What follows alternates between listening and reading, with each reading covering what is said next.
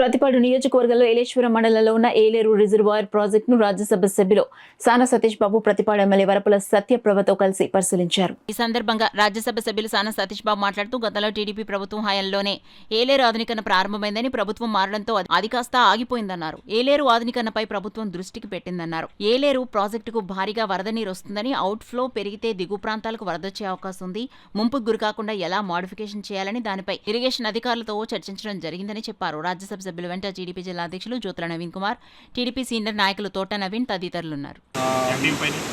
Issues గురించి చూడటానికి అని చెప్పేసి ఎమ్మెల్యే గారు సత్యప్రభ గారు, జిల్లా పార్టీ నవీన్ అందరితో కలిసి, గోపి గారు అందరితో కలిసి రావడం జరిగింది. ఇక్కడ ఉన్న వివరాలన్నీ కూడా డిఈ గారు, ఇరిగేషన్ డిఈ గారు అందరూ వివరించారు.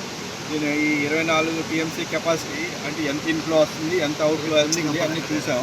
అంటే దీనివల్ల ఏమంటే కింద ముంపు గ్రామాలు మునిగిపోకుండా ఎక్కువ టీఎంసీ వదిలితే ఎలా ఉంటుంది అన్న దాని మీద వివరించారు.